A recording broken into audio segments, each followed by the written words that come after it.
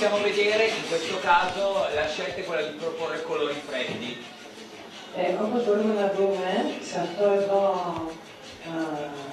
το κορίτσι, το θέμα που αφορά τα μαλλιά της, το χρώμα των μαλλιών της, είναι να διαλέξουμε χρώματα ψυχρά.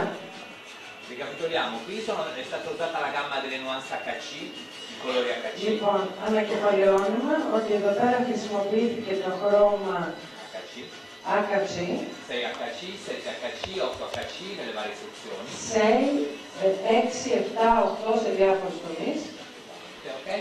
Mentre di qui ενώ εδώ στην άλλη κοπέλα, εδώ λοιπόν θέλησαν να ξεπεράσουν τα όρια, θα λέγαμε. Sicuramente ideale per una ragazza come lei, molto αλλά giovane. είναι πάρα πολύ ιδανικό για ένα νέο κορίτσι. Quindi molto frizzante, con voglia di giocare. Και με μία θέληση να θελήσουν να δώσουν ένα παιχνίδισμα, ας το πούμε, στο χρώμα των μαλλιών της. Επομένως, per offrire un contrasto caldo-freddo, come possiamo vedere. Επομένως, για να γίνει αυτή η αντίθεση από το ζεστό στο ψυχρό τόνο, per la radice di utilizzare 911 super schiarente. Για την ρίζα των μαλλιών χρησιμοποιήθηκε ένα αποχρωστικό con correttore viola. Με mixto violento. Ακριβώς. Mentre sulla lunghezza e punta dove abbiamo decolorato, quindi schiarito. Και στο μήκος όσον αφορά τη ρίζα. Για το μήκος τώρα. Una miscela di 10.1 di 10. Λοιπόν, ένα μείγμα από 10 e più 20 grammi di blu. Επιπλέον 20 γραμμάρια από χρώμα μπλε. Lo scrivo, Το πάμε να το γράψει εδώ επάνω, στον πίνακα, να το δείτε πιο καθαρά. Per Anastasia.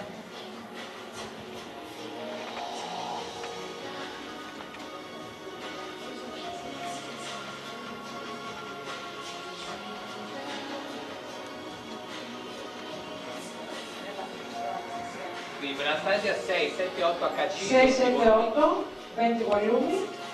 Per Anastasia. Το 6, το 7 και το 8, η Anastasia. Το Ultra Cover σημαίνει ενισχυμένη κάλυψη. Η ενισχυμένη κάλυψη που βάλαμε δεξιά στην Anastasia. Mentre sempre un po' di problemi perché la maglia è sempre alta, però va bene. Va? Per Virginia.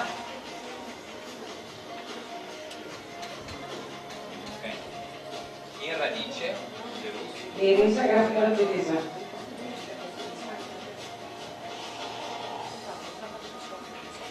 Εδώ τα 11 στην 40, όπως βλέπετε. Να βοηθήσω, είναι ξαναφιστική 9-11, δεν σίγουρα τώρα με το 40 είναι. Και μίξ τον βιολέ. Στην 10 γραμμάρια.